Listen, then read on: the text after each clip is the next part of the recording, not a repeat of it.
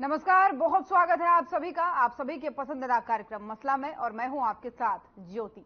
लोकसभा चुनाव के 7 चरणों में से 6 चरणों में मतदान संपन्न हो चुके हैं और बचे हुए एक चरण के लिए प्रचार चल रहा है।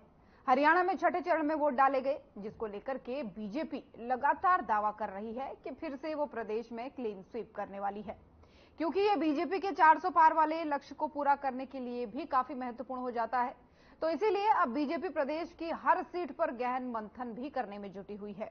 और इसी सिलसिले में पंचकुला के पंचकमल में समीक्षा बैठक की गई और सीएम नायब सिंह सैनी की अध्यक्षता में यह बैठक हुई। बैठक में पूर्व मुख्यमंत्री मनोहर लाल, लोकसभा चुनाव प्रबंधन समिति के प्रदेश संयोजक सुभाष बराला, कृषि मंत्री समेत हिसार, फरीदाबाद, सिरसा, सोनीपत के बीजेपी प्रत्याशी भी मौजूद रहे, जिसे लेकर के एक बात तो साफ होती है कि बीजेपी हरियाणा की सीटों को लेकर के कितनी गंभीर है। इस बैठक के बाद से सीएम ने प्रेस कॉन्फ्रेंस करके बैठक के बारे में जानकारी दी और सीएम ने बीजेपी सरकार के कामों को गिनाते हुए कहा कि हमारी सरकार लोगों के हितों के लिए काम करती है। हमारी सरकार में किसानों को 14 फसलों पर एमएसपी, घर बैठे पेंशन, मुफ्त राशन जैसी सुविधाएं मिल रही हैं और लोगों ने प्रधानमंत्री को एक तरफा वोट दिया है। लेकिन इस दौरान सीएम विपक्ष पर भी काफी हमलावर दिखे। उन्होंने विपक्ष की नीति और संगठन पर सवाल उठाते हुए कहा कि विपक्ष पर गुटबाजी हावी है। 2004 से लेकर 2014 तक भ्रष्टाचार चरम पर रहा और इस दौरान राहुल गांधी को लेकर भी सीएम ने बड़ी बात कह दी। उन्होंने कहा कि सिर्फ प्रधानमंत्री नरेंद्र मोदी ही नहीं बल्कि संविधान का भी अपमान किया है राहुल गांधी ने, जिसका जवाब अब जनता उन्हें जरूर देगी। लेकिन जनता किसे आशीर्वाद देगी और किसे जवाब देगी, ये तो असल मायने में 4 जून को ही देखा जाएगा।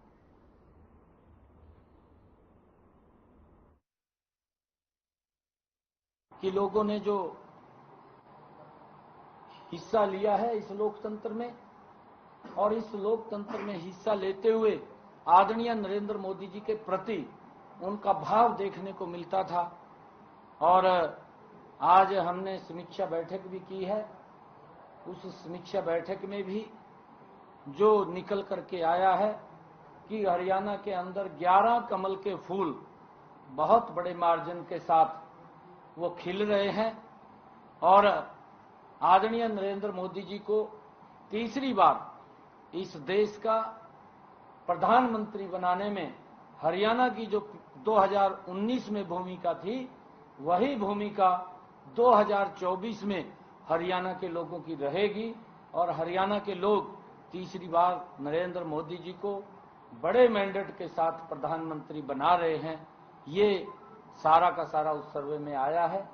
आदरणीय नरेंद्र मोदी जी ने पिछले 10 वर्षों में देश को बदलने का काम किया है, गरीब की चिंता की है, गरीब तक एक योजनाबद्ध तरीके से लाभ पहुंचाने का काम, उसको सशक्त और मजबूत करने का काम पिछले 10 वर्षों में किया है। कोरोना जैसा अगर वैश्विक संकट भी आया है, सरकार ने, आदरणीय मोदी जी की सरकार कंधे से कंधा मिलाकर के उस भयानक बीमारी में लोगों के साथ खड़ी हुई दिखाई दी और मजबूती से उन तक चाहे वैक्सीन पहुंचाने की बात है, चाहे राशन पहुंचाने की बात है, और चाहे लोगों तक जो हमारा छोटा रेडी फड़ी वाला था उस तक सीधा लाभ पहुंचाने का काम है।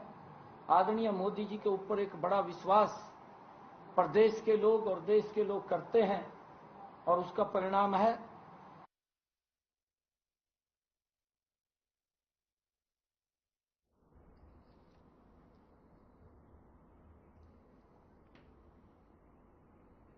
तो 6 चरणों के मतदान हो चुके हैं और 7वें चरण के लिए जहां एक तरफ तैयारियां चल रही हैं, तो वहीं अगर हरियाणा की बात करते हैं, यहां पर आज पंचकुला में पंचकमल यानी बीजेपी के कार्यालय में बैठक हुई। समीक्षा बैठक ये थी, जिसके बाद से सीएम ने जानकारी देते हुए बताया कि एक तरीके का सर्वे था जिसमें यह निकल करके सामने आया है कि प्रदेश में 11 कमल के फूल इस बार फिर से खिलने वाले हैं। तो वहीं इस दौरान विपक्ष पर भी वो हमलावर दिखे। दरअसल रिजल्ट के लिए 4 जून का इंतजार करना होगा, लेकिन उससे पहले जहां जहां मतदान हो चुके हैं, बीजेपी लगातार सर्वे कर रही है, एक तरीके की समीक्षा बैठक कर रही है। और इस बीच हरियाणा में भी ये समीक्षा की गई।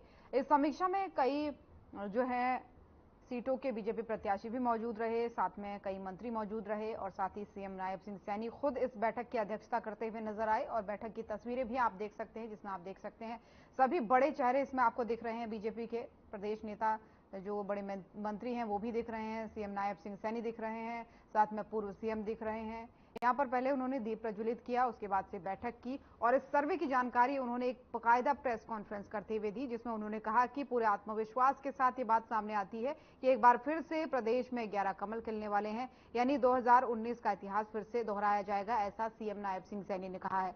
हालांकि ये देखने वाली बात होगी, इसके लिए वही 4 जून का इंतजार करना होगा। लेकिन इस बीच विपक्ष पर वो जब निशाना साधते हुए नजर आए तो उन्होंने ये भी कहा कि 2004 से लेकर 2014 तक भ्रष्टाचार जो है वो चरम पर था, लेकिन हमारी सरकार में लोगों को लाभ मिल रहा है, किसानों को 14 फसलों पर एमएसपी मिल रही है, लोगों को घर बैठे पेंशन मिल रही है, साथ ही मुफ्त राशन भी मिल रहा है।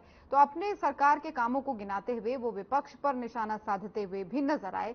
इस बैठक में जो समीक्षा हुई, जो सर्वे हुआ, जो बातें हुई, उसको लेकर के वो प्रेस कॉन्फ्रेंस करते हुए नजर आए।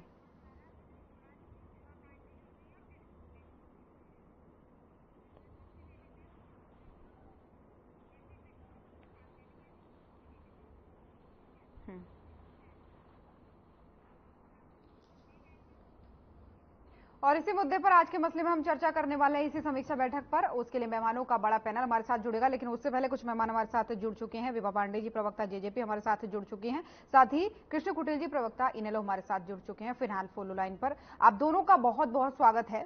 पहला सवाल कृष्ण कुटिल साहब आप ही से ले लेते हैं। क्या मेरी आवाज आप तक पहुंच पा रही है? हाँ, आ रही है ज्योति जी। बहुत स्वागत है कृष्ण कुटिल जी आपका।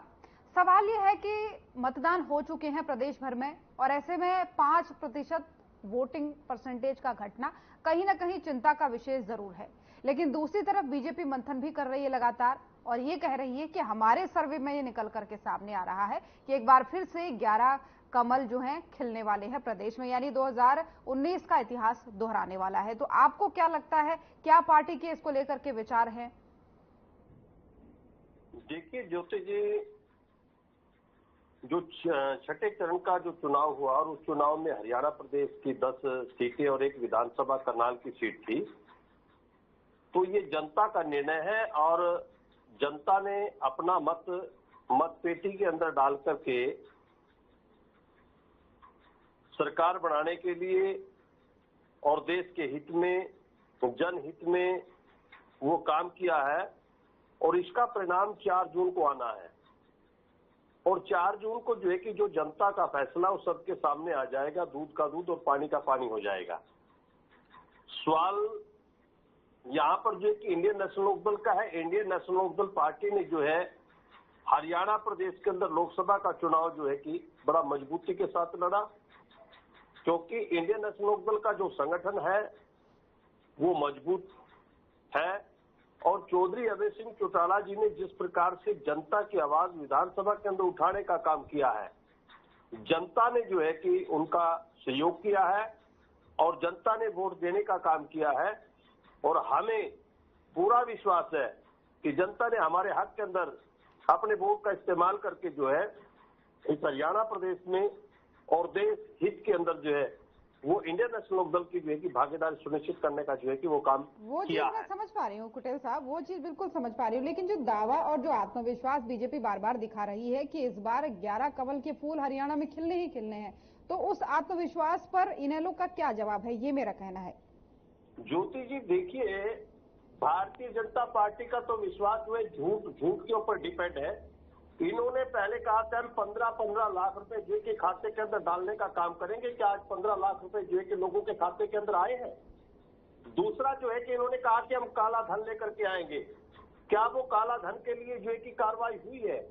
तीसरी बात इन्होंने जो है कि जनता के समक्ष कही थी कि हम प्रति वर्ष जो है कि 2 करोड़ लोगों को जो है कि रोजगार देने का काम करेंगे, क्या इन्होंने युवाओं को रोजगार देने का काम किया है? तीसरी बात जो है कि हम जो है कि सबका ध्यान रख करके और भ्रष्टाचार मुक्त देश और प्रदेश को बनाने का काम करेंगे। क्या यहाँ पर भ्रष्टाचार के मामले बढ़े हैं, क्या घटे हैं? आप ही बताएं। यहाँ पर महिलाओं के ऊपर जो है कि अपराध की स्थिति जो है कि वो बड़े पैमाने पर बढ़ने का काम इस हरियाणा प्रदेश के अंदर हुआ है। यहाँ पर जो इन्होंने नारा दिया कि बेटी बचाओ बेटी पढ़ाओ का नारा यहाँ पर दिया गया है, लेकिन क्या हमारी हरियाणा प्रदेश की बेटी जो है कि वो सुरक्षित हुई रही है? क्योंकि इन्होंने कोच जैसे जो है कि हमारी बेटी के साथ, बहन के साथ जो है कि इनके खेल मंत्री ने जो है कि वो गलत बर्ताव करने का काम किया, छेड़खानी करने का काम किया है। और यहाँ तक उचाड़ा के अंदर जो है कि छात्राओं के अंदर जो है कि अश्लील हरकतें जो है कि एक अध्यापक के द्वारा जो है कि यहाँ पर देखने को मिलती है। तो कानून व्यवस्था जो इनकी है वो चुस्त और दुरुस्त नहीं है।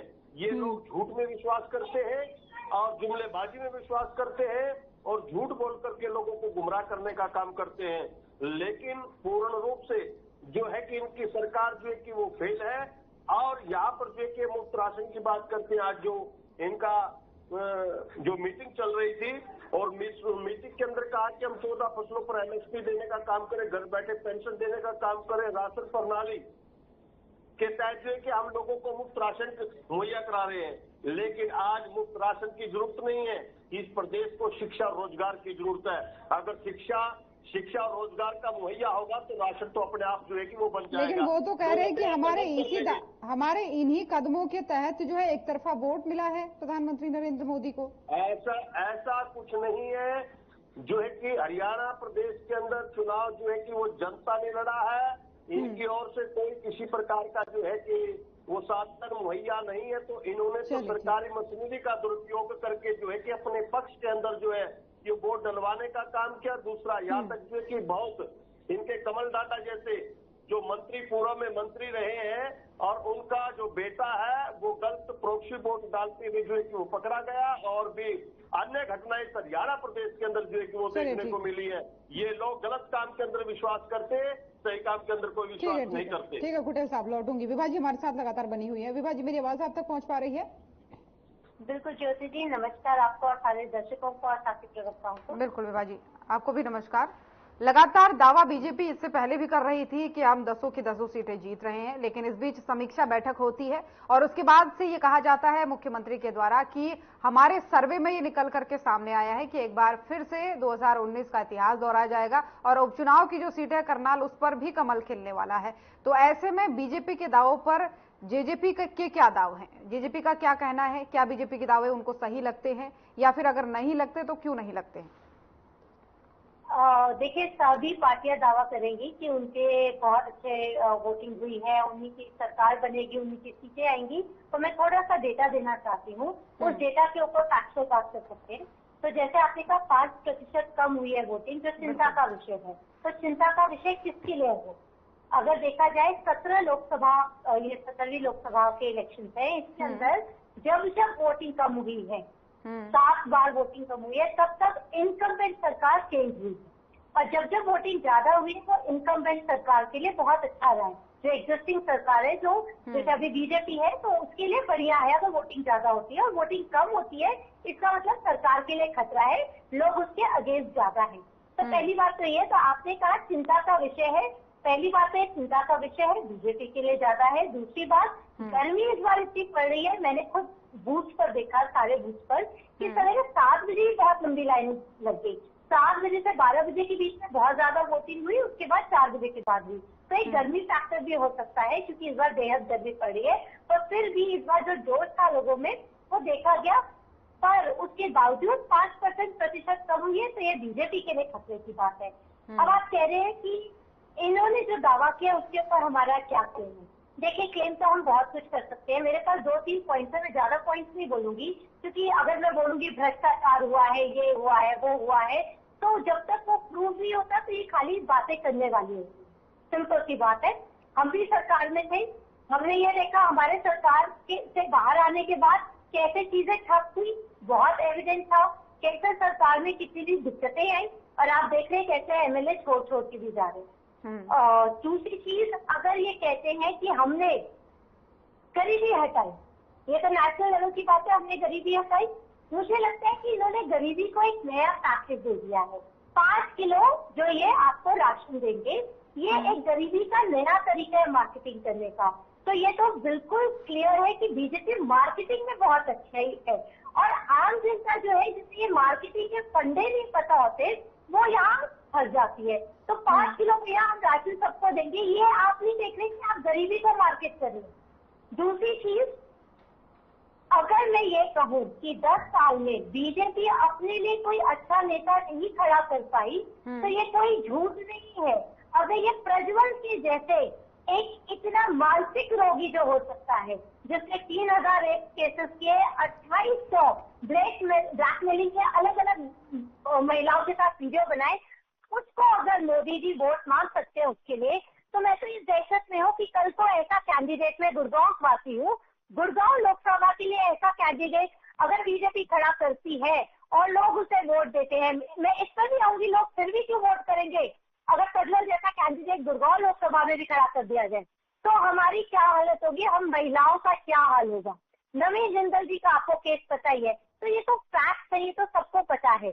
यहाँ दुनिया ने आंख बंद इसलिए कर रखी है, वोटर्स ने इसलिए कर रखी है बात, अगेन मार्केटिंग का। 5 किलो राशन मिल रहा है, गरीबी को आपने डिफरेंट पैकेज किया। दूसरा, डर का माहौल बना रखा है। अगर आप बीजेपी को वोट नहीं करेंगे तो आप एंटी नेशनल है, पर बीजेपी को वोट नहीं करेंगे तो आपके पास कौन सा ऑप्शन बचता है? कांग्रेस ऑप्शन बचता है। नेशनल लेवल पर हमारे पास ऑप्शन ही कम है ना, तो कांग्रेस को आधी से ज्यादा वोट नहीं करना चाहेगी क्योंकि वो एंटी नेशनल डिक्लेयर हो जाएंगे। तो जो ये डर है कि हम अफगानिस्तान बन जाएंगे कुछ साल में अगर हमने बीजेपी को वोट नहीं किया, उस डर के मारे भी प्रज्वल जैसे कैंडिडेट को भी जनता वोट करेगी। आप ये लिख के ले लो, फिर वो ये नहीं देखेंगे कि लोकल लेवल पर महिलाओं की क्या हाल होगी, वो राष्ट्रीय लेवल पर देखेंगे। तो ये राष्ट्रवाद जो हमारे अंदर है उस चीज के ऊपर बीजेपी खेलती है, और नेशनल पार्टी का ये काम होता है, वो राष्ट्रीय लेवल पर खेलेंगी। हम जैसे रीजनल पार्टी तो आपसे यही कहेंगे ना, हम हरियाणा के मुद्दे उठाएंगे,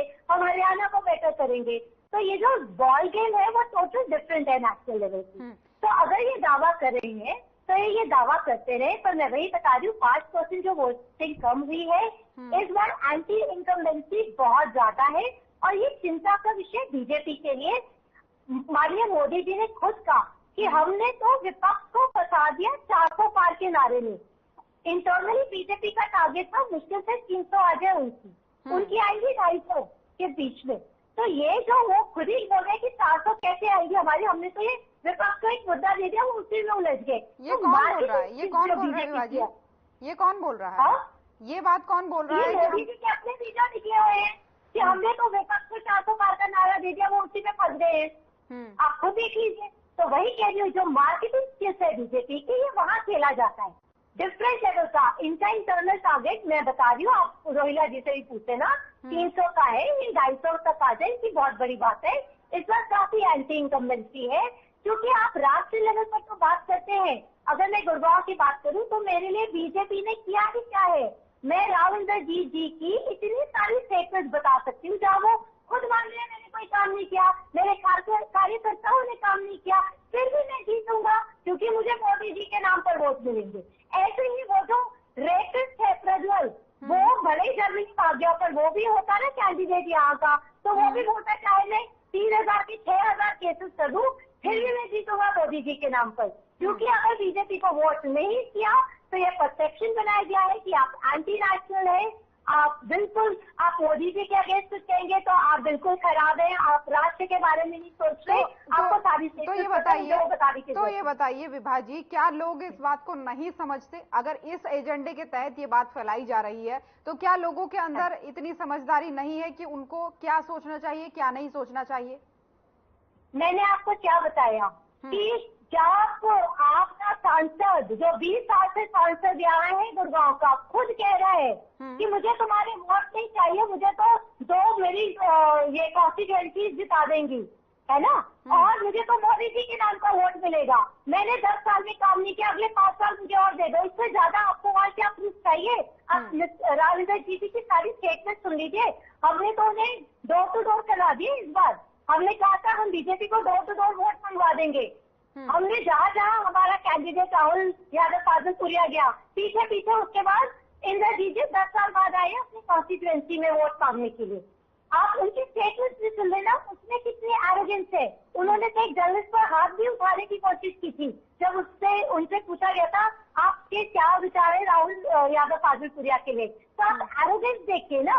उन्हें पूरा बीजेपी के संगठन को पता है कि हम काम नहीं करेंगे, फिर भी मोदी जी के नाम पर वोट मिलेगा, क्योंकि परसेप्शन ये बनाया गया है कि अगर आप बीजेपी के अगेंस्ट कुछ करते हैं या मोदी जी के अगेंस्ट कुछ करते हैं तो आप अफगानिस्तान बनेंगे, आप एंटी नेशनल है। तो ये जो मार्केटिंग की गई है ना बीजेपी की कि 5 किलो हम राशन आपको देंगे, वो एक्चुअली आप गरीबी को मार्केट कर रहे हैं कि 5 साल तक और गरीबी रहेगी, हम आपको राशन देते रहेंगे। तो ये सारी चीजें स्किल्स है जो आम आदमी जिसे मार्केटिंग के बारे में नहीं पता होगा ना, वो नहीं समझ पाएगा, नहीं देख पाएगा। ये बहुत ही अच्छी स्ट्रैटेजी है और बीजेपी वाले इससे बढ़िया नहीं बता सकते। वो सबसे ज्यादा समझदार है कि उनके संगठन में क्या हो रहा है। आप पूछे ना किस कार्यकर्ता ने कितने काम किए उनके, हमने तो अपने जेजेपी में 11 मिनिस्ट्री। आपकी बातों को मैं समझ रही हूँ, मैं आपकी बातों को समझ रही हूँ। आपने काफी डीपली अपनी बात रख दी है। खैर और मेहमान भी हमारे साथ जुड़े हैं। राजवीर रोहिला जी, प्रवक्ता बीजेपी, हमारे साथ जुड़ चुके हैं। राजवीर जी, पहले तो बहुत बहुत स्वागत है आपका। मेरी आवाज आप तक पहुंच पा रही है? आ रही है जी। राजवीर जी, चर्चा आप ही से शुरू करनी थी, लेकिन आप थोड़ा देर से जुड़े तो इसलिए सवाल काफी और भी आपके लिए जुड़ गए हैं। देने के लिए माफी दी। पंचकमल में बैठक होती है, समीक्षा बैठक, जिसमें बड़े बड़े नेता जुड़ते हैं, प्रत्याशी जुड़ते हैं जो इस बार लोकसभा मैदान में है, मंत्री जुड़ते हैं। तो इस बैठक में समीक्षा हुई, समीक्षा में जब सबकी मुलाकात हुई, क्या बात हुई अहम, पहले ये जानना चाहेंगे, उसके बाद से अन्य पार्टियों के आरोप लेंगे। भारतीय जनता पार्टी एक संगठन आधारित पार्टी है जिसमें समय समय पर बैठकों का आयोजन होता रहता है, वो चाहे ब्लॉक स्तर पे है, चाहे मंडल स्तर पे, चाहे वो प्रदेश स्तर पे या राष्ट्रीय स्तर पे। अभी चुनाव समाप्त हुए हैं, हमारा जो चुनाव 25 तारीख को, उसके बाद एक समीक्षा बैठक बढ़ती थी जिसे मुख्यमंत्री जी ने आहूत किया। तो वहाँ जो सभी कैंडिडेट थे, क्लस्टर के जो इंचार्ज थे या लोकसभा के जो प्रभारी थे और जो हमारे चुनाव प्रबंधन समिति के जो हमारे चेयरमैन है श्री सुभाष बराला जी, सभी वहाँ इकट्ठे हुए हैं। तो वह एक फीडबैक लिया गया जो ग्राउंड से गया है, तो उसके आधार पर हमारे मुख्यमंत्री श्री नायब सैनी जी ने प्रेस कॉन्फ्रेंस करके बताया 134 हमने कार्यक्रम किए, 58 बेल हमारे पूर्व मुख्यमंत्री के, 44 पे मैं खुद गया और अन्य नेताओं ने जो हमारे कैंपेन किया, तो सारी चीजें आज प्रेस कॉन्फ्रेंस में बोली है। और इसके साथ साथ एक महत्वपूर्ण बात भी बोली कि भारतीय जनता पार्टी 11 की 11 सीटें जीतने जा रही है। तो मोटा मोटा तो ये था कि उन्होंने अपनी हमारी पार्टी का जो हमने किया है 1.5-2 महीने में, वो जो कार्य जो हमने कैंपेन के नाते या घर डोर टू डोर के नाते या रैलियों के नाते, तो वो सारी चीजें आज उन्होंने प्रेस कॉन्फ्रेंस में बता दी। रही बात शिवाजी जो सुन रहा था मैं, तो आपकी पार्टी का सुप्रीमो तो खत्ते कोई आजादी की लड़ाई में नहीं गए, 10 साल की जेल काट के आए हैं, ठीक है ना। जिन राव इंद्रजीत पे आप आरोप लगा रहे हैं, 50 साल का उनका निष्कलंक जीवन है, कोई एक खोटे पैसे का उन पर आरोप नहीं लगा सकता, ठीक है ना। तो मुझे लगता है आप लोग, आपको इन चीजों से बचना चाहिए, क्योंकि अगर आप दूसरे में उंगली करेंगे तो 4 उंगली आपकी तरफ भी आएंगी। रोहिला जी, राव इंद्रजीत का निष्कलंक जीवन है, चाहे वो कांग्रेस में रहे हो तब भी कोई सवाल उठाने वाला नहीं था। आज वो 10-12 साल से नरेंद्र मोदी जी नाश्ता व्यक्त करके भारतीय जनता पार्टी में है, तो उन पर कोई भी लांछन नहीं लगा सकता। विभा जी आऊंगी। चलिए ठीक है रोहिला जी, चर्चा लंबी होगी, यहाँ पे एक ब्रेक के लिए रुक रहे हैं, तो यहाँ पर रुकेंगे एक छोटे से ब्रेक के लिए, जल्द हाजिर होंगे।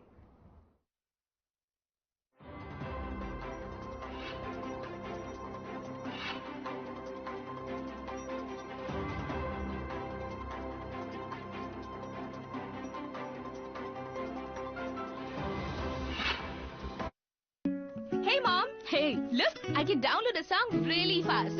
I can make dosas faster. Must be joking. Bus, 3 easy steps. Mix with water, spread batter, fry. गाना डाउनलोड हुआ? नहीं, पर तब तक मैं इडली बनाती हूँ। हमने बनाया किड से। नमस्कार। एक व्यक्ति पहाड़ की चोटी पर रहता था और 2 मटकों में पानी भरकर एक डंडे के दोनों ओर बांधकर कंधे पर रखकर ले जाता था। हर रोज का ये उसका नियम था। कुछ दिन बाद उसके एक मटके में छेद हो गया। अब जब वो घर पहुंचता था तो स्वाभाविक है, एक मटके में कम पानी होता था और दूसरा भरा रहता था, लेकिन वो यही क्रम जारी रखता था। उसने टूटा हुआ मटका कुछ सोचकर चेंज नहीं किया। एक दिन उसकी पत्नी ने कहा, तुम इतनी मेहनत कर ही रहे हो तो टूटे हुए मटके को चेंज क्यों नहीं कर लेते? व्यक्ति थोड़ा मुस्कुराया और पत्नी को उस रास्ते पर ले गया जहां से वो हर रोज पानी लेकर आता था। पत्नी देख के हैरान हो गई कि जिस साइड का मटका टूटा हुआ था और पानी गिरता था जहां, उस ओर फूल पौधे लहरा रहे थे, जबकि दूसरी ओर जहां मटका ठीक था और पानी नहीं गिर रहा था, वहां केवल सूखा ही सूखा था। पत्नी को समझ आ गया फूटे हुए मटके को ढोने का क्या रहस्य है।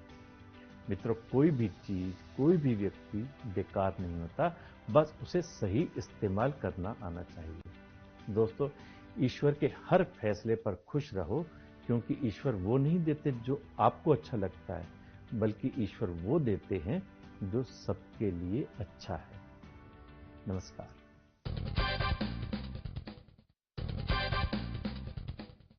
नमस्कार दोस्तों, एक बार एक सेमिनार में करीब 150-200 लोग थे।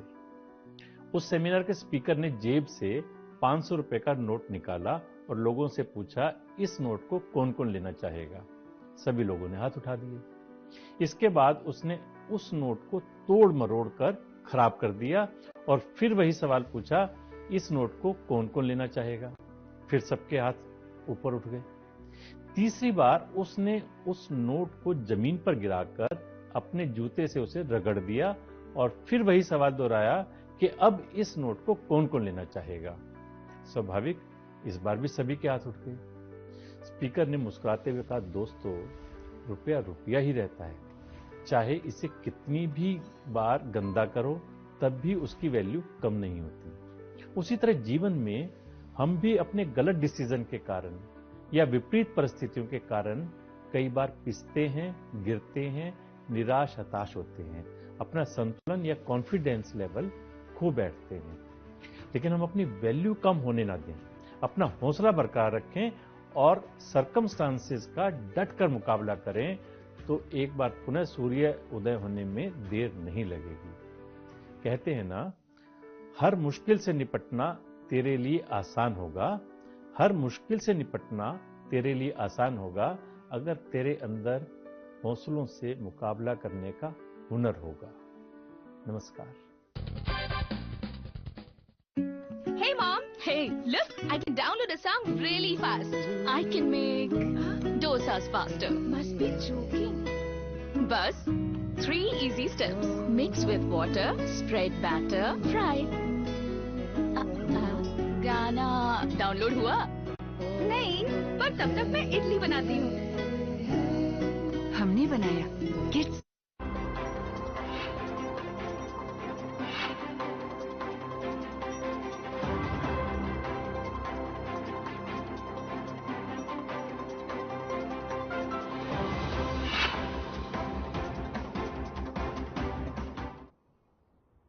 तो ब्रेक के बाद एक बार फिर से स्वागत है आप सभी का और हमारी चर्चा जारी है। मेहमान भी हमारे साथ बने हुए हैं। इसी बीच एक और मेहमान हमारे साथ जुड़ चुके हैं, नीरज गुप्ता जी, प्रवक्ता कांग्रेस, हमारे साथ जुड़ चुके हैं। नीरज जी, बहुत बहुत स्वागत है आपका। रोला साहब, आप ही पर वापस आना चाहूंगी क्योंकि आपको बीच में मैंने रोका था। सर्वे में आज मुख्यमंत्री नायब सिंह सैनी ने कहा कि हमारी सर्वे बताती है, यानी हमारा मंथन बताता है कि 11 के 11 कमल के फूल एक बार फिर से खिलने यहां पर जा रहे हैं। लेकिन यहां पर एक बड़ी बात यह भी हो जाती है, जब विपक्ष से रिएक्शन लिया जाता है तो विपक्ष का कहना यह है कि बीजेपी के नेता खुद इस बात को कहते हैं कि 400 पार तो बस विपक्ष को उलझाने के लिए कहा था, लेकिन इस बात को हम भी जानते हैं कि 250 से ऊपर नहीं आ रही हमारी सीटें। विभा जी ने कहा था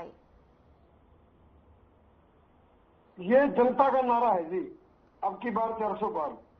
ये कोई मोदी जी ने नारा नहीं दिया, ये पब्लिक ने नारा दिया है मोदी जी को, भाई अब की बार 400 पार। और भारतीय जनता पार्टी का हर कार्यकर्ता ने उसी पर नारे को फलीभूत करने के लिए लगातार काम किया है। 6 चरण हो चुके हैं, 1 चरण बाकी है। 6 चरण हो चुके हैं चुनाव के, लास्ट फेज है, 1 तारीख को कंप्लीट हो जाएगा। तो भारतीय जनता पार्टी का हर कार्यकर्ता ने अपना पूर्ण सहयोग किया तन मन धन से। भाई हम मोदी जी को तीसरी बार प्रधानमंत्री बनाने जा रहे हैं तो अच्छे से अच्छा मार्जिन हमें मिले। और लेकिन एक चीज और बड़ी बात ये भी हो जाती है, एक चीज और बड़ी बात ये भी हो जाती है, विपक्ष ये भी कहता है कि ये जो राशन देने की बात हो रही है ये एक मार्केटिंग स्ट्रेटेजी है बीजेपी की। तो क्यों ना करें मार्केटिंग स्ट्रेटेजी, ये कर लेते हैं, इनको किसने मना किया है? क्यों ना करें हम लोग। जब हम भारतीय जनता पार्टी के शीर्ष नेता नरेंद्र मोदी जी 10 साल से प्रधानमंत्री हैं, जिन्होंने कार्य किया है, तो कार्यों को बताना राजनीति में क्या होता है? प्रचार में तो एक चीज, एक हिस्सा होता है ना राजनीति का। चलिए ठीक है, लौटूंगी आपके पास, आप भी लौटूंगी आपके पास। सर, हमने जो काम किया है, हमने अगर जनता को बता रहे हैं तो इनको दिक्कत क्यों हो रही है? ठीक है, विभा जी इसका जवाब देना चाह रही। नीरज जी इसके बाद आप ही के पास आऊंगी। विभा जी छोटा सा जवाब दीजिएगा। तो मैं तो देखिए, आज रोहिला जी ने मेरी दोनों बातें मान ली कि 400 पार का मोदी जी ने खुद ही कहा है, तो विपक्ष को उलझाने का है, हमारा ऐसा कोई टारगेट नहीं है। और दूसरा इन्होंने खुद ही कह दिया ये 5 किलो राशन मार्केटिंग स्ट्रैटेजी है।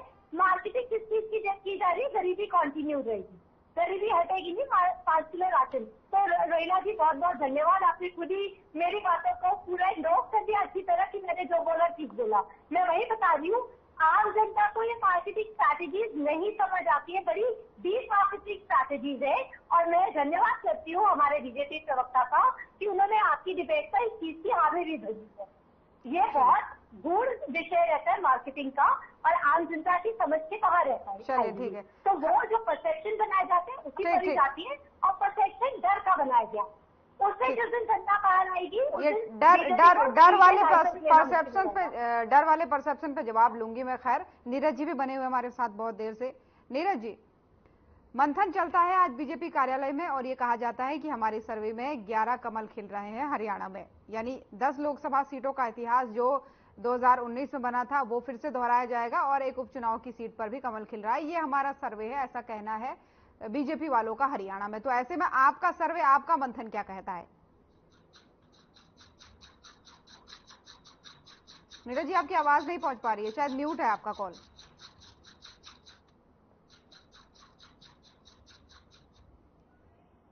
कह सकते हैं अब आ रही है आपकी आवाज। 400 पार का नारा भी इनका कम था, ये तो 543 से बोल देते, कोई बड़ी बात नहीं थी। 400 का नारा भी इन्होंने कम दिया, इतने अहंकार में थे। इनको तो बोलना चाहिए था 543 बार, 543 बार। देखिए सारे सफेद तो जो तुमने सभी नारा लगाया था 75 बार, उसकी हवा निकल गई थी। ये हरियाणा में 2 सिमट जाएंगे और इंडिया गठबंधन 7 से 8 सीट जीतेगा। मैं आज आपको बता रहा हूँ, क्योंकि जनता समझ चुकी है कि झूठ बोला के देने में सिर्फ ये लारे लप्पे देते हैं, जनता को बरगलाते हैं। अब जनता एक बार बेवकूफ बनेगी, 2 बार बनेगी, दोनों बार बेवकूफ बन गई। अब जनता चाहती है विकास की बात हो, महंगाई की बात हो, बेरोजगारी की बात हो। उन बातों से इनका बीजेपी का कोई वास्ता नहीं। इन्होंने सिर्फ 2 काम करके 370 राम मंदिर, 370 राम मंदिर सारा दिन यही करते रहते हैं। मैं सारा दिन डिबेट में रहता हूँ, बीजेपी के पास इसके अलावा कोई बोलने का है नहीं। अरे भाई, राम मंदिर से रोजगार मिल जाए क्या? राम मंदिर से महंगाई दूर हो गई क्या? राम मंदिर से रोजगार मिल गया? तो क्या मिल गया? इसलिए ये प्रश्न उठ गए 400 पार क्या, इन्हें सरकार बनाना ही मुश्किल हो जाएगा। नहीं नहीं, हरियाणा में जो 11 सीटों की 11 कमल की बात की जा रही है, हरियाणा में 2 से 3 सीटें निजाने आएंगी, इंडिया गठबंधन जीतेगा, इनके सपने चूर हो जाएंगे। कुछ भी कहते रहे, क्योंकि हरियाणा में जो जनता ने चुनाव लड़ा है, विकास विरोध के मुद्दे पर चुनाव लड़ा है। और आप देखना, ये चुनाव जनता का चुनाव है, जनता ने चुनाव लड़ा है। हमने तो मेहनत की है, जनता भी चाहती है हाथ चले जाए। मोदी जी कहते थे झोला उठा के आया हूँ, झोला छाप निकल जाऊंगा, और वही कहानी है, हरियाणा से बाहर जाएंगे, देश से ही बाहर जाएंगे। और आपके और चैनलों में सर्वे दिख भी रहा है, इनकी हवाबाजी उड़ी पड़ी है। इनको खुद पता है कि हम सिर्फ 2-3 सीटों में हरियाणा में, और सब जगह की सीटें घट रही हैं। पहले नॉर्थ इंडिया में सारी सीटें इनकी थी, मैक्सिमम सीटों पे सब जगह की सीट घटी। मध्य प्रदेश, राजस्थान, हिमाचल, सब जगह की सीट घटी, क्योंकि उन्होंने कुछ किया नहीं। जब ये सत्ता में आए थे, काला धन लाएंगे, 2 करोड़ रोजगार देंगे, 100 स्मार्ट सिटी बनाएंगे। मैं हरियाणा की स्थिति पर प्रकाश डाल दूं, जब हरियाणा में 2016 में सरकार गई थी तो 7,000 करता था। मैं प्रवक्ता साहब से बोलना चाहूंगा, चाहे अपना गूगल सर्च कर लें, क्या हरियाणा कोविड विकास कर्जा है 4.5 लाख कर्जा। और जितने भी भाई प्रवक्ता बैठते और आप कहते हो, अरे हरियाणा वासी 23,005 रुपए 27 कर्जा है। ये बोलेंगे सिर्फ विकास विकास विकास, अरे कर्ज लेके विकास तो क्या भाई? लोग उससे कुछ नहीं बोलेंगे। समझ रही हूँ बात को, समझ रही हूँ। विभा जी कहती है कि ये मार्केटिंग स्ट्रेटेजी है, और कांग्रेस इस बात को कहती है कि वो 5 किलो दे रहे हैं, हम 10 किलो देंगे आकर के। तो क्या ये भी कांग्रेस की मार्केटिंग स्ट्रेटेजी है? राशन की बात मैं कर रही हूँ। बीजेपी कहती है 5 किलो राशन आप सबको मुफ्त दे रहे हैं, लेकिन यहाँ पर विभा जी कह रही है कि ये मार्केटिंग स्ट्रेटेजी है, और कांग्रेस कहती है हम आएंगे तो हम 10 किलो देंगे। उन्होंने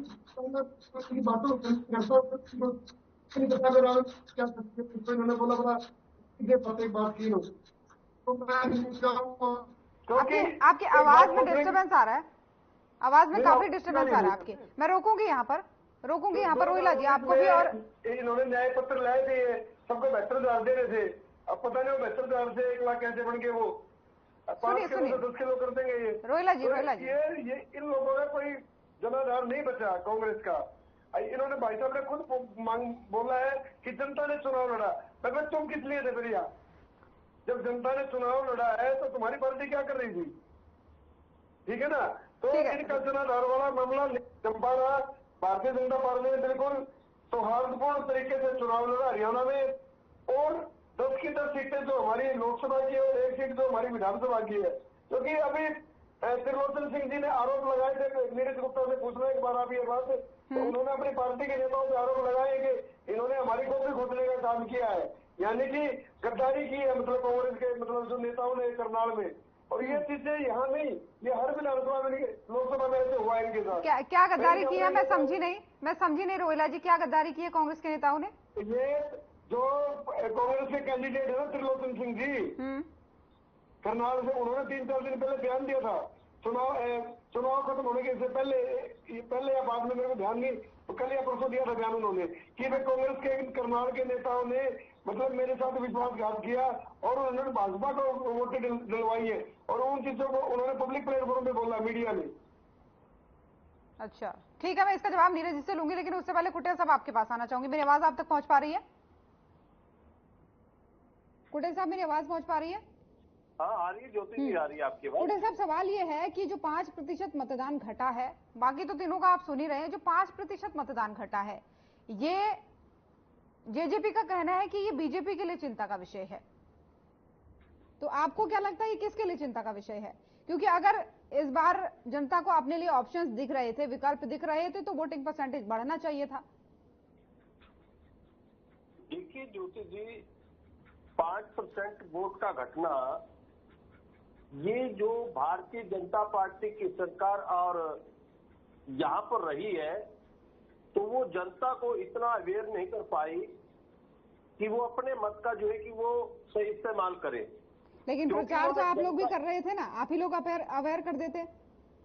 देखिए यहाँ पर जो अब की बार जो चुनाव इस हरियाणा प्रदेश के अंदर हुआ, जो माननीय मनोहर लाल जी करनाल से चुनाव लड़ रहे थे, पूर्व में वो मुख्यमंत्री रहे हैं, लेकिन आम व्यक्ति जो है कि उन तक जो है कि वो वोट पा नहीं रहा था। यानी इतना भय जनता के बीच के अंदर इन लोगों ने पैदा कर दिया कि जनता जो है कि उनके मन के अंदर ये बात आ गई, तो ये लोग तो जो है कि बहुत तानाशाही रवैये से जो है कि वोट मांगने का काम कर रहे हैं। तो इसलिए जो है कि जनता जो है कि वो विमुख होती चली गई है। और जो है कि करनाल के अंदर आप देखना कि मनोहर लाल खट्टर जो है कि वो हार रहे हैं, और उनको जो है कि इस बात का बड़ा डर है, और उन्होंने जो है कि करनाल के अंदर अमित शाह को बुलाने का काम किया, जेपी नड्डा जी को बुलाने का काम किया। अगर ये मुख्यमंत्री जो मनोहर लाल जी थे, अगर इन्होंने हरियाणा प्रदेश के लिए विकास का काम किया होता, तो लेकिन अन्य बड़े नेताओं की जरूरत इस करनाल के अंदर जो है कि वो ना जरूरत पड़ती। तो लेकिन पूरे हरियाणा प्रदेश के अंदर ऐसा माहौल था। आप सिरसा की बात ले, सिरसा के अंदर पथराव हुआ, आप गुड़गांव की बात ले, फरीदाबाद की बात ले, आप सभी जगह इस प्रकार का माहौल इन लोगों ने क्रिएट किया हुआ था। लोगों में लेकिन कुटेल साहब, एक बड़ी बात मैं यहाँ पर ये भी बता दूं, जिन बड़े नेताओं का आप नाम ले रहे हैं कि प्रचार के लिए बुलाया, इसका मतलब ये जानते थे कि वहां पर कमजोर है। लेकिन अगर वही बड़े नेता जो है वो अगर वोट मांगने नहीं आते, प्रचार करने नहीं आते, तब आपका स्टैंड क्या होता? देखिए यहाँ पर सवाल प्रश्न करना कोई बड़ी बात नहीं है। दूसरा, यहाँ पर जो बड़े नेता आते ना आते, तो लेकिन बात इस बात की ओर इंगित करती है कि जो पूर्व में मुख्यमंत्री रहे, जिन्होंने 10-9.5 साल तक इस प्रदेश के अंदर शासन किया, उनको जो है कि इस प्रदेश से हटाए जाना यानी एंटी इनकम्बेंसी की ओर इंगित करता है। यानी पब्लिक उनके खिलाफ थी, लेकिन इन्होंने पब्लिक के अंदर जो है कि दहशत का माहौल क्रिएट किया, और एक मुख्यमंत्री को हटते ही जो है कि उन्होंने जो है कि उसकी सुरक्षा जो है कि बढ़ाने का काम किया है, जिससे कि जनता के बीच के अंदर ये माहौल का जो है कि माहौल क्रिएट हुआ। ठीक है, लौटूंगी। एक सवाल फिर से मेरा रोहिला जी आपसे ही है, बाकी मेहमानों के पास फिर आती हूँ मैं। रोहिला साहब, डर का माहौल पैदा किया, ये बार बार कहा जा रहा है विपक्ष के द्वारा। ये कहा गया कि अगर आप बीजेपी को वोट नहीं करेंगे तो फिर आप हिंदुत्व को सपोर्ट नहीं करते हैं। इस तरीके की बातें कही जा रही है कि खास तौर पर इस चुनाव में डर का माहौल एक क्रिएट किया गया लोगों के लिए। भारतीय जनता पार्टी के किसी भी नेता ने ऐसा कोई बयान, आपत्तिजनक बयान नहीं दिया। नंबर 1। नंबर 2, अगर सनातन को मजबूत करने की कोई बात की जा रही है तो उसमें दिक्कत क्यों आ रही है लोगों को? ठीक है ना, कोई डर का माहौल नहीं था। जनता बिल्कुल खुश थी। जनता ने अपनी मर्जी से वोट किया भारतीय जनता पार्टी को, या अन्य जिस पार्टी को भी किया है। ये सिर्फ ऊल जुलूल बातें कर सकते हैं, क्योंकि ये जो कृष्ण कुटेल जी की जो पार्टी इनेलो है, इसने इंडिया अलायंस में आने की कितनी कोशिशें की। खड़गे जी से मिलके आए, तीसरे मोर्चे के लोगों को बुलाया, नीतीश कुमार जी को बुलाया, तो इनकी वहां जान गली नहीं। ठीक है, इनका व्यवस्था, इन्होंने इस्तीफा दिया, इस्तीफा वापस लिया।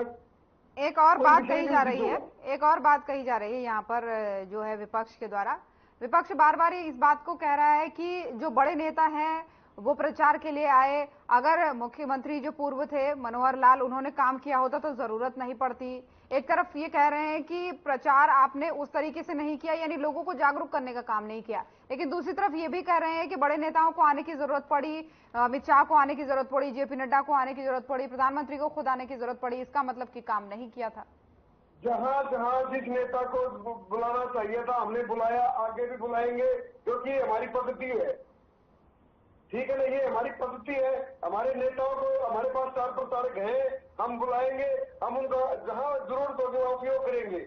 ये हमारी पार्टी की नीति है। ठीक है, इनकी पार्टी कुटेल साहब उनका कहना है कि हमारी नीति है। ठीक है, रोहिला जी लौटूंगी। हमारी नीति है, हमारी जो नीति है उस हिसाब से हम काम करेंगे। ये भारतीय जनता पार्टी और कांग्रेस का जो है कि ये फिक्सिंग वाला मामला था। इन्होंने अरविंद शर्मा जी जो है कि रोहतक से चुनाव लड़ रहे हैं, तो वहां पर जो है कि कोई बड़ा नेता क्यों नहीं आया, ये भी इस बात के लिए भी जो है कि प्रश्न पैदा होता है। चलिए ठीक है, नीरज जी इस बात का जवाब दे पाएंगे अच्छे से। जानबूझकर के उन जगहों पर बड़े नेताओं को नहीं बुलाया गया जहां पर फिक्सिंग हो रखी है, ऐसा इनेलो का कहना है, जो वो बार बार कहती हुई आती है। आप जी नीरज जी, इसका जवाब आप दीजिए, क्योंकि वो बार बार इस बात को कहते हैं फिक्सिंग वाली बात। अब वो ये कह रहे हैं जानबूझ के बड़े नेताओं का दौरा वहां कराया नहीं गया। ज्यादा पता है इनको, मेरे को खुशी है या पार्टी वाले इतनी नॉलेज रखते हैं कि शायद मिले हुए बीजेपी और कांग्रेस की तो विचारधारा भाई साहब 7 जन्म में मैच नहीं कर सकती। हमारी ज्योति जी, करनाल के अंदर तो बड़े नेता आते हैं और जो है कि रोहतक के अंदर बड़े नेता नहीं आते हैं, क्योंकि कांग्रेस जो है रोहतक को जो है कांग्रेस को जिताना चाहते हैं और करनाल से जो है कि ये भारतीय जनता पार्टी को जिताना चाहते हैं। ये इनका जो है कि ये वो जवाब दे तो रहे हैं। ये तो आपकी सोच है ना, ये ऐसा आपको लगता है वो जवाब दे रहे हैं। दीपेंद्र हुड्डा जी खुद हरियाणा में इतने बड़े चेहरे हैं, किसकी जो प्रचार मानी जरूरत नहीं। ये तो बीजेपी प्रवक्ता साहब बताएंगे कि मैं आनंद शर्मा के यहाँ क्यों नहीं भेजा। मैं तो इस बात का जवाब दे नहीं सकता। बाकी हम इस बात को डिनाई करते हैं कि दोनों मिले हुए कांग्रेस और बीजेपी विचारधारा तो कभी नहीं। अच्छा ये बताइए फिर, अच्छा ठीक है नीरज जी, ये बताइए जो 5% वोटिंग घटी है, इसका फायदा नुकसान किसको होता हुआ दिख रहा है आपको?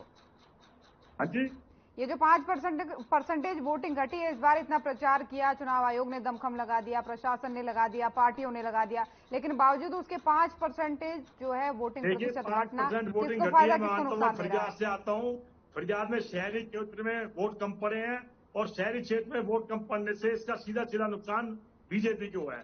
तो शहर में लोग इतना टेम्परेचर था, इतनी हाई टेम्परेचर था, लोग कम निकले हैं, गांव के लोगों को झुग्गी झोपड़ी में ज्यादा इंटरेस्ट दिखा है। सारी जोर कांग्रेस को पड़ी है और जितना भी सेक्टरवासी का शहरी क्षेत्र का लोग है वो थोड़े मैं मानता हूँ बीजेपी माइंडेड है, कुछ लोग राष्ट्रीय आरएसएस में है, सब शाखा लगाते हैं, लेकिन वो सीधा बीजेपी का नुकसान है। इस बात को मानने से कोई दिक्कत नहीं है, वो सीधा बीजेपी का नुकसान है।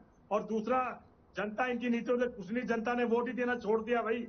इन्होंने 10 साल में ऐसा जनता का बुरा हाल कर दिया, जो जाना चाहे चला गया, जो नहीं गया अपने घर बैठ गया। और मैं तो जनता से भी कहना चाहूंगा, ये बड़ी दोनों पार्टियों से भी कहना चाहूंगा, बड़ी चिंता का विषय है। वोटिंग परसेंटेज कम होना लोकतंत्र के लिए खतरे की घंटी है। अगर जनता ऐसे करेगी तो लोकतंत्र के बड़ा खतरे में पड़ जाएगा।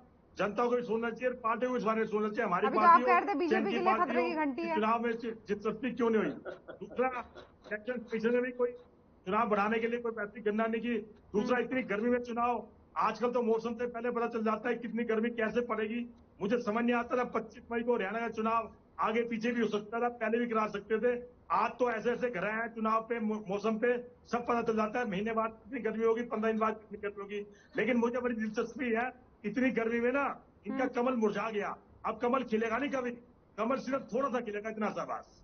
अब उसमें 100 सीट आ जाए, 150 सीट आ जाए, 250 आ जाए, वो उनकी किस्मत है। इससे ज्यादा कमल पूरा खिलेगा नहीं, इतना ही कमल रह गया। अच्छा चलिए ठीक है। विभा जी कुछ कहना चाहेंगे इन तीनों की बातों पर? आपकी आवाज नहीं पहुंच पा रही है, शायद म्यूट है आपका कॉल। मैं कहती मुझे नीरज जी की आवाज नहीं आ रही प्रॉपर, मैं तब से आपको यही इशारे कर रही थी, तो इन्होंने जो बोला मैंने थोड़ा सा ही सुना है। तो ये भी वही बात बोल रहे हैं कि जब परसेंटेज कम होती है, जैसे मैंने आपको कहा 17 लोकसभा के जो इलेक्शन हुए हैं उसमें 7 में कम वोटिंग हुई है, उसमें हमेशा जो एग्जिस्टिंग सरकार है उसके लिए बुरा हुआ है, उसके वोटर्स कम हुए हैं, क्योंकि एंटी इनकम्बेंसी जब होती है तो वोटिंग कम होती है। ये डेटा है, पीछे का फैक्ट, इस पे कोई मैनिपुलेशन नहीं है। लेकिन बीजेपी वाले इसको मानने को तैयार नहीं है। वो कह रहे हैं कि भाई तुम किस डर के माहौल की बात कर रहे हो? अगर हम प्रचार कर रहे हैं, अगर हम मार्केटिंग भी कर रहे हैं तो अपनी पार्टी के लिए कर रहे हैं, तो आप भी करो, आपको कौन रोक रहा है? इस तरीके की बातें वो कह रहे हैं।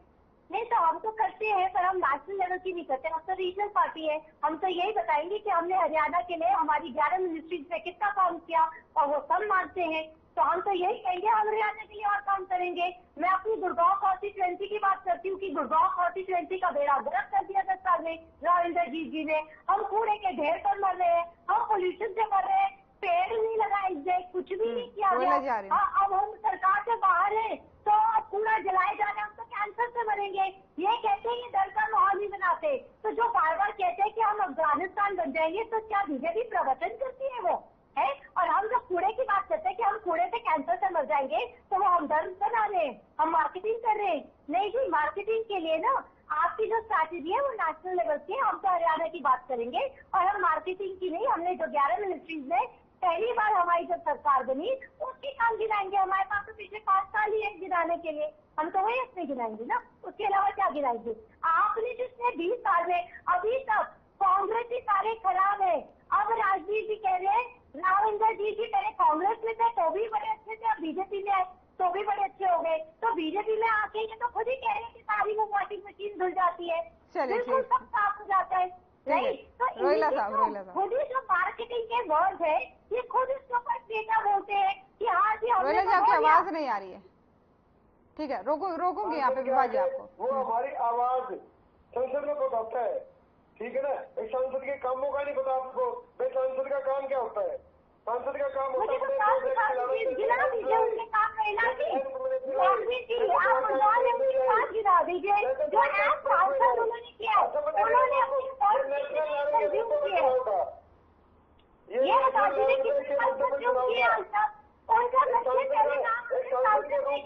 एक एक करके विभा जी रुकिए थोड़ा सा, एक बार बोल लेने दीजिए उसके बाद मिलती है। आप उसका ब्यौरा लीजिए हमारे से, हम वो बताएंगे आपको उन्होंने कहाँ लगाई है, ठीक है ना? उन्होंने कितने बड़े बड़े प्रोजेक्ट लाए हैं। नितिन गडकरी जी ने खुद कहा है सभा में कि 10 लाख करोड़ के प्रोजेक्ट ठीक है ना?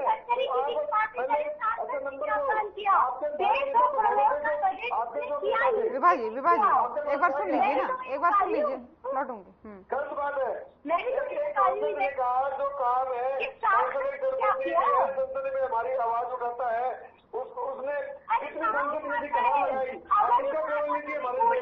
विभा जी सुनिए तो वो काम गिना रहे थे, आप सुन नहीं रही है, सुनिए तो एक बार सुन लीजिए। रोहिला जी काम की बात वो कर रहे हैं, चलिए 2-3 काम इनको गिना दीजिए, 2-3 काम इनको गिना दीजिए क्या किया। आप एम्स मिलिट्री लीजिए, एम्स कौन लाया है? राव इंद्रजीत सिंह लाया अपने इलाके में, ठीक है ना? एम्स राव इंद्रजीत सिंह लेके आए, एम्स राव इंद्रजीत सिंह लेके आए। नहीं, राव इंद्रजीत ने क्या कितना कंप्यूटराइज किया बता दीजिए। वो आपकी गली साफ करने नहीं आएंगे, वो सांसद है, ठीक है ना? वो वार्ड के पार्षद नहीं है। आप दो बार वार्ड के पार्षद लाने की बात है, वो बता तो रहे हैं। राव इंद्रजीत सिंह एम्स लेके आए, तो कहा ठीक है वो कौन लेके आया? ये तो पूछिए इनसे। रावी में जीते 150 करोड़ का फंड का क्या किया हो? मेडिकल ऐसा करना पड़े भाई। वो खुद कहते हैं मैंने काम नहीं किया 7 साल में। मैं तो उनकी स्टेटस कर रही हूँ। मैं तो अपने मनगढ़ंत नहीं बना रही।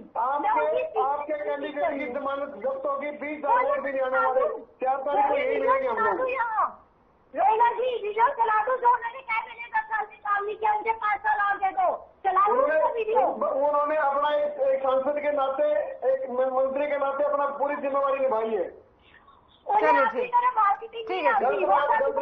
किसने जिम्मेदारी निभाई है, किसने जिम्मेदारी नहीं निभाई, कौन जिम्मेदारी निभाने से चूक गया, ये जनता के हाथ में है। किसको मौका देगी इसके लिए थोड़ा सा समय का इंतजार है, क्योंकि वोटिंग हो चुकी है। बस रिवील होना बाकी है कि किसको मौका मिलने वाला है, इसके लिए थोड़ा सा इंतजार। फाइनल कमेंट कुटेल साहब आपसे चाहूंगे अब। देखिए ज्योति जी, जैसे आपने कहा ये तो 4 जून को ही पता लग पाएगा, लेकिन भारतीय जनता पार्टी की झूठ का पुलिंदा 4 जून को जो है कि वो खुलने वाला है। क्योंकि भारतीय जनता पार्टी की सरकार के समय के अंदर जनता का इतना शोषण लोगों ने किया, जैसे कि गरीबी के नाम पर ये मार्केटिंग करने का काम कर रहे हैं। और कांग्रेस भी जो है कि पीछे नहीं है, कांग्रेस भी इसी लाइन के अंदर है।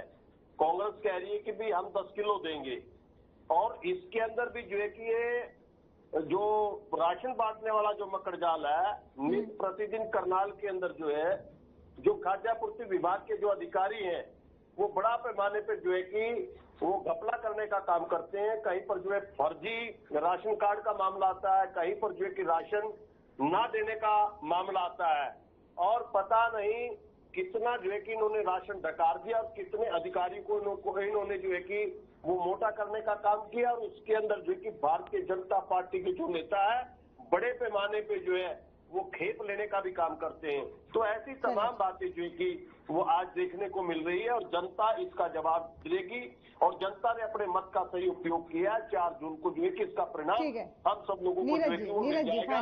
और 400 पार का जो नारा है, भारतीय जनता पार्टी के मुंह के ऊपर थपेड़ा लगेगा कि 400 पार नहीं। इस देश के अंदर जो है कि सरकार दूसरी बन रही है, और जिसके अंदर जो है कि तमाम क्षेत्रीय पार्टियां मिलकर के जो है कि वो सरकार को बनाएगी, और भारतीय जनता पार्टी जो है। अच्छा, तो उसमें से आप बड़ी पार्टी कांग्रेस को किनारा कर दे रहे हैं, फिर किसकी सरकार बनेगी आप सोच रहे हैं? देखिए विपक्षों में बड़ी पार्टी, प्रमुख पार्टी है ना कांग्रेस, अब उसी को आप किनारा कर दे रहे हैं। कांग्रेस पार्टी है, कांग्रेस पार्टी और भी पार्टियां है, कांग्रेस नहीं है।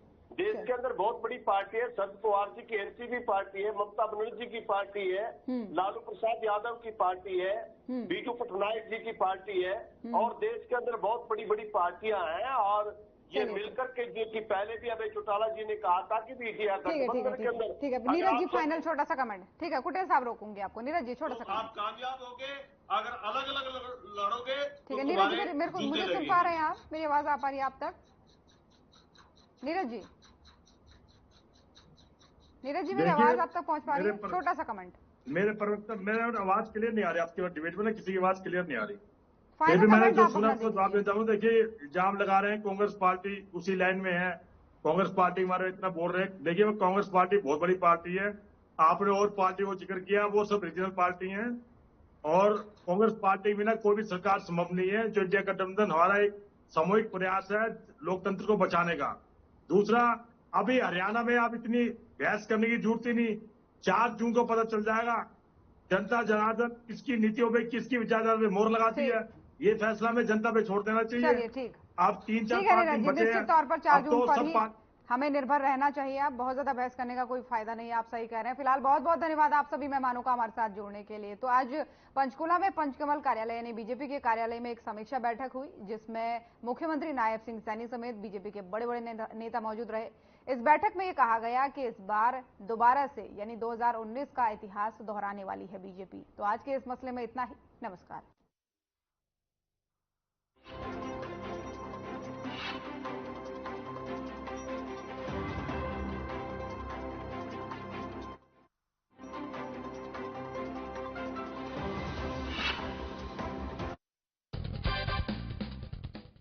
नमस्कार।